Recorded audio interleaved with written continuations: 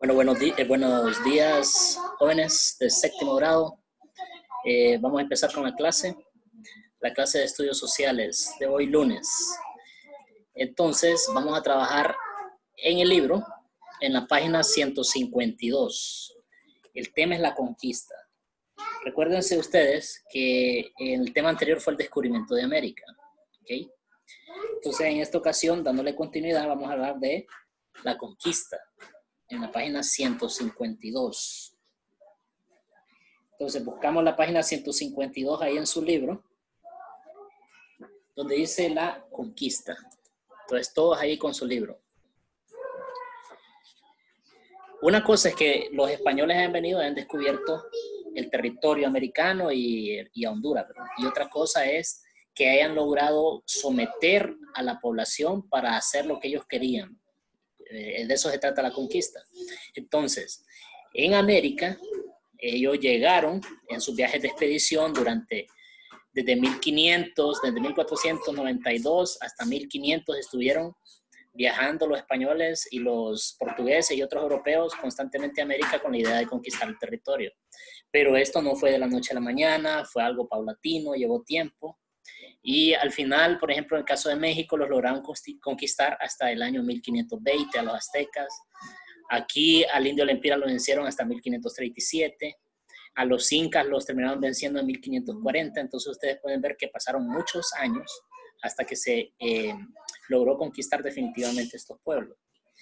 Pero siguiendo lo que dice el libro, en la página 152, ahí dice, como pregunta, inician diciendo, ¿cuál es su opinión sobre la filosofía de los conquistadores españoles? El fin justifica los medios. Esa es una frase famosa que no se sabe a quién atribuírsela. Algunas personas la atribuyen a un filósofo llamado Maquiavelo, pero es erróneo. Pero el fin justifica los medios es una idea de que si yo quiero lograr algo, para lograrlo tengo que hacer cualquier cosa y no tengo que preocuparme por si hago algo incorrecto para alcanzar ese objetivo. Algunos historiadores piensan que los españoles pensaban de esa manera, de que venían a conquistar y si era necesario matar y cometer muchas injusticias, saqueo y robo para lograr ellos el dominio, pues valía la pena hacer eso. Pero eso es una cuestión histórica debatible también en algunos casos, ¿verdad? En otros no, porque como ustedes saben, hay personas que son buenas, hay personas que son malas. Siempre va a la par ese fenómeno moral de que en medio de un grupo siempre va a haber personas que se destacan por ser más correctas y otras más incorrectas. Entonces uno no puede generalizar. O sea, que decir que todos los españoles traían una mentalidad de venir a robar, matar, saquear, sería un juicio demasiado irresponsable, ¿verdad? Pero como hay evidencia histórica de que sí hubo robo, saqueo y muerte, entonces no se puede tampoco negar. Caeríamos en otro extremo que sería negar un fenómeno de injusticia, de violencia y de robo que hubo, pero que quizás no podríamos generalizar, que es lo que yo les estoy diciendo para que tengamos ese punto intermedio siempre y esa mesura. Bueno, entonces ahí hay que contestar. Con respecto a ese análisis que yo les hago de la frase, el fin justifica los medios, entonces usted conteste ahí, ¿qué opina? ¿Es correcto generalizar que todos los españoles vinieron a hacer cosas malas? ¿O qué opina usted? Entonces, ahí se los dejo. Luego donde dice aprendo, hay dos parrafitos. Uno que dice, la presencia de los europeos en tierras americanas a partir del siglo XV, ojo, significó el arribo de una cultura completamente ajena al contexto de las poblaciones aborígenes. ¿Por qué? Porque los dos continentes estaban incomunicados. Entonces, por eso es que dice que eran ajenas entre ambas. En el proceso de conquista intervinieron diversos factores. Las nuevas tierras eran una oportunidad de expansión del imperio español. En esa época el imperialismo europeo quería extenderse territorialmente y cuando descubrieron que estas tierras estaban disponibles, que no había otra potencia que las estuviera peleando, entonces ellos decidieron apropiárselas. Las estrategias y armas de los españoles eran superiores a las de los indígenas. Ese es un factor determinante para que ellos hayan vencido. La evangelización al cristianismo también fue una arma poderosa de la conquista. Esto en el hecho del plano cultural ideológico. al hacerles entender que el Dios verdadero es el Dios cristiano, pues entonces muchos indígenas fueron convertidos de manera pacífica y fueron conquistados de manera pacífica. ¿Okay? El siguiente párrafo dice, la conquista de Centroamérica fue producto de diversas expediciones. Pedro de Alvarado, capitán bajo el mando de Hernán Cortés, se dirigió a someter los territorios que se localizaban al sur de México. Entonces, él se dedicó a colonizar esa parte, bajo el mando de Hernán Cortés. Inició la conquista del territorio de Guatemala y El Salvador, apoyado por soldados españoles, guerreros tlaxcaltecas y aztecas. Y eso es interesante porque cuando los españoles vinieron a conquistar, sobre todo a los indígenas que tenían más poder político y militar en este territorio de América, a veces hacían alianzas con otras tribus, con otros indígenas que se sentían que estaban siendo maltratados por otros indígenas. Entonces, los españoles supieron aprovechar esos conflictos que ya habían en América precolombina. Entonces dice, mientras tanto, en 1521, Hernán Cortés logró la conquista del Imperio Azteca. Hasta 1521 logró Hernán Cortés vencer al famoso y poderoso Imperio Azteca. En el libro pueden ver ustedes, en la página 152, que aparece tecnología usada contra los indígenas. Y ahí tenemos los arcabuces, que eran armas de fuego, que ya los chinos habían descubierto la pólvora y la habían aplicado a la estrategia militar. Ya se utilizaban armas de fuego. Eran bastante lentas estas armas porque usted tenía que estar poniendo la munición, metiéndola en el cañón y echándole pólvora. Y entonces cada disparo le tardaba varios minutos, 2, 3 minutos tenerlo listo. Entonces en eso podría perder la vida. Entonces por eso uno de las ventajas era la tecnología que tenían armamentística los españoles. Tenían espadas con aleaciones de metal que las hacían resistentes, fuertes y muy filudas. En el caso de los indígenas, ellos no se vieron interesados por el desarrollo de la metalurgia.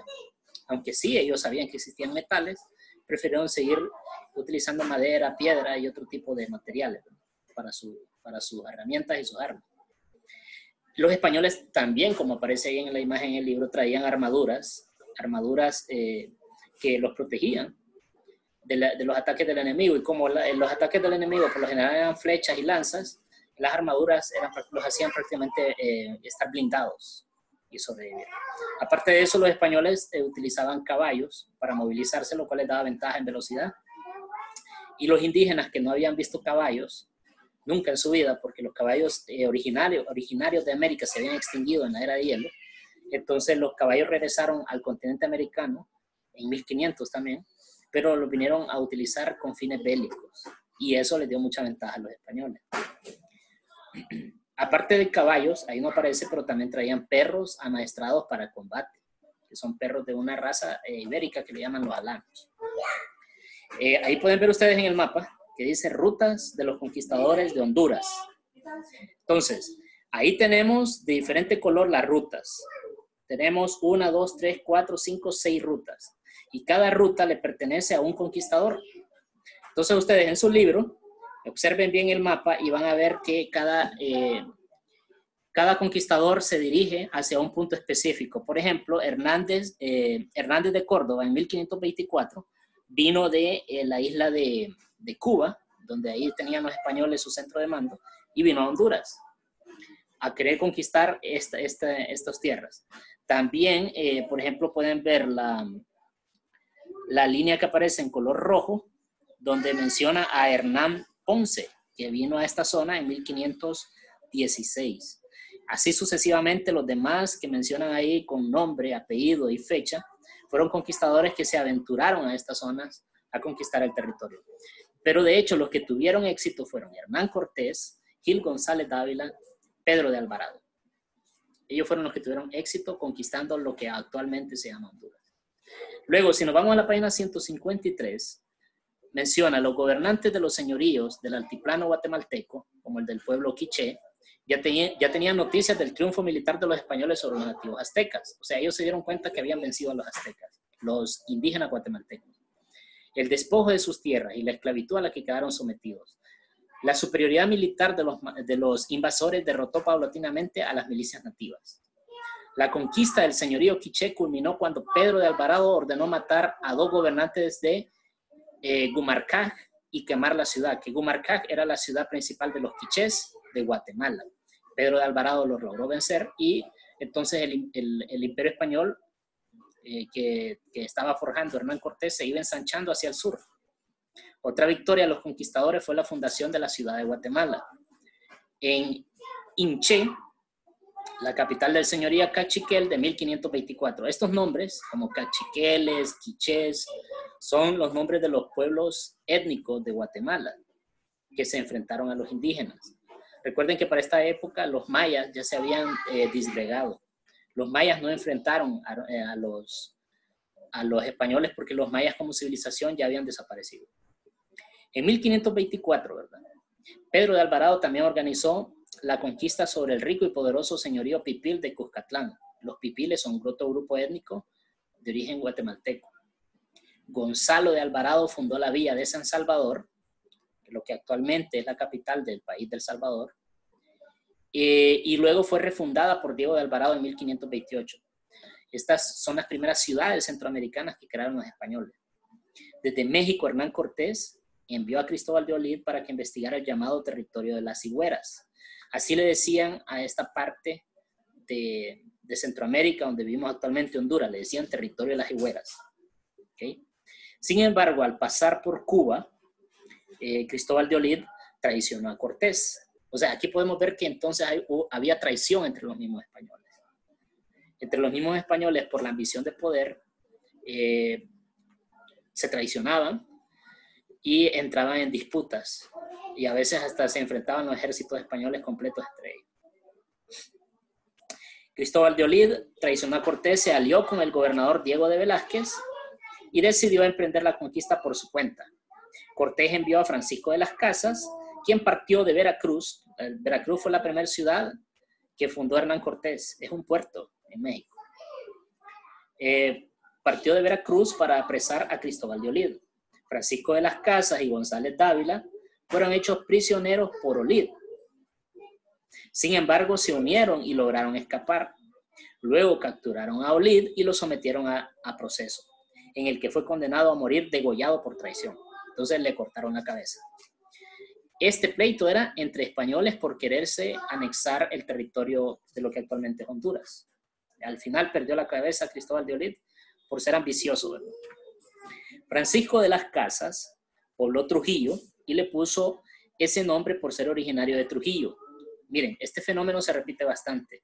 Los españoles cuando venían y fundaban ciudades, villas, pueblos, le ponían los nombres de los pueblos que tenían en España. Entonces, por ejemplo, en España hay una ciudad que se llama Guadalajara. Y usted le apuesto que nunca había escuchado que en España había una Guadalajara, la Guadalajara que se imagina, la de México. ¿Okay? En España hay una ciudad que se llama Cartagena, pero también aquí hay una ciudad en Colombia que se llama Cartagena. Era un fenómeno bien común que los españoles le pusieran nombres de los lugares de España a los lugares de América. Entonces así fue con el caso de Trujillo también. Trujillo es una provincia española de Extremadura. Gil González Dávila se estableció en San Gil de Buenavista. Cortés también viajó a suelo hondureño. La conquista triunfó cuando finalmente Diego López de Salcedo, nombrado gobernador de Honduras, en unión con Pedrerías Dávila, logró someter a los pueblos rebeldes. Cuando dice gobernador de Honduras y está hablando de Diego López de Salcedo, está hablando de que lo dejaron encargado de este territorio que pertenecía como provincia, pertenecía a la Capitanía General de Guatemala. Aquí se empezaba a configurar el reino de Guatemala y la Capitanía en diferentes provincias, cada una con su gobernador. Los pueblos sometidos sufrieron graves consecuencias, perdieron sus territorios y sus recursos. Fueron obligados a abandonar la organización social que mantuvieron durante siglos. O sea, su modo de vida, su forma de llevar la vida cotidiana, sus costumbres, sus rituales, sus creencias, todo eso se fue arrebatado, fue cambiado drásticamente. durante siglos y se vieron sometidos a formas de trabajo forzado, como la esclavitud impuesta por los recién llegados. También se produjo la muerte de entre 80 a 90% de la población indígena. Este es un detalle que sí es difícil corroborar en cuanto a la cantidad de población que había en América, porque no había un censo. Ninguna sociedad precolombina censaba a sus habitantes, ni tenía un control demográfico, así de decir, tantos pobladores hay en esta zona, tantos otros hay allá. Nadie llevaba ese control.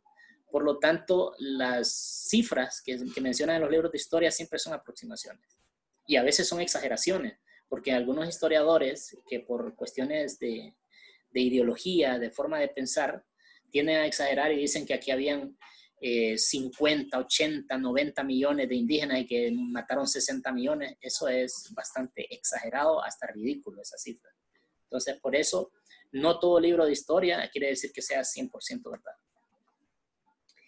El abandono y destrucción de sus ciudades sagradas, la imposición de nuevas creencias y la pérdida de miles de vidas humanas marcó durante varias generaciones a los indígenas, quienes se vieron obligados a buscar la forma de preservar su patrimonio cultural a pesar del llamado desgano vital, que relatan algunas fuentes indígenas, es decir, la pérdida del deseo de seguir viviendo. En algunas crónicas mencionan de suicidios colectivos de personas, de grupos étnicos que en vez de afrontar la esclavitud y preferían suicidarse. Pero no se han encontrado así como que tumbas masivas o fosas comunes donde se han encontrado una gran cantidad de personas que se han enterrado de esa época precolombina, ¿verdad? O de esa época de la conquista. Entonces son datos que todavía quedan de corroborar, muchos de ellos. Que a pesar de que los mencionan en las fuentes de la época, habría que encontrar una evidencia arqueológica. Siempre ahí en la página 153, ahí tienen 3 imágenes, que en esa época no había fotografía, jóvenes. Entonces los retratos se hacían como pintura, autorretratos o retratos hechos por un pintor dedicado a eso. Está, por ejemplo, ahí la imagen de Pedro Arias Dávila, de Gil González Dávila y de Hernán Cortés. Si ustedes pueden ver, en esas imágenes calza perfectamente con la fisiología del español promedio. Gente blanca, de buena altura, con barba completa, ojos claros, algo que es muy, algo que se diferencia bastante de los genes, de la genética y la fisiología indígena, y que a los indígenas los impresionó bastante, porque hay algunas leyendas, algunas crónicas que hablan de que los aztecas y los mayas, los descendientes de los mayas, los chortis, creían que estos españoles, cuando los vieron por primera vez, eran enviados de los dioses. Y entonces, de alguna manera, este prejuicio religioso de ellos, esta creencia, lo hizo vulnerables también. Ahora, donde dice aplico, hay que responder eso que está ahí, que dice, completa la tabla sobre la conquista. Entonces ustedes van a escribir ahí, tienen un cuadro comparativo, causas y consecuencias. En las causas, ustedes van a escriban ahí en las causas. Las nuevas tierras eran una oportunidad de expansión del Imperio Español. Las nuevas tierras eran una oportunidad de expansión del Imperio Español. Siempre hay en causas. Las estrategias y armas de los españoles eran superiores a las de los indígenas. Esa es una causa de la conquista. Luego, donde dice consecuencias, vamos a escribir 2 también. La primera va a decir, fueron obligados a abandonar la organización social que mantuvieron durante siglos. Fueron obligados a abandonar la organización social que mantuvieron durante siglos. Y la número 2 de las consecuencias sería, se produjo la muerte de un alto porcentaje de la población indígena. Se produjo la muerte de un alto porcentaje de la población indígena. ¿Ok? Entonces, este es el tema de hoy. Falta una pregunta ahí que dice, marque con X los españoles involucrados en la conquista de Honduras. Y les salen 3 opciones, Francisco de las Casas, Pedro de Alvarado y Cristóbal de Orida. Entonces, los tres eran conquistadores españoles, pero los que estuvieron enfocados en la provincia de Honduras o de Higueras es la opción Francisco de las Casas y Cristóbal de Oliva. Entonces, jóvenes, en la otra clase, próximo lunes, vamos a ver el tema de la colonización. Y en ese tema de la colonización yo les voy a dejar una tarea. Pero en este tema de ahorita no les voy a dejar tarea, así que pueden estar tranquilos, simplemente estén pendientes y tienen alguna duda, manden un mensaje. Pasen un buen día.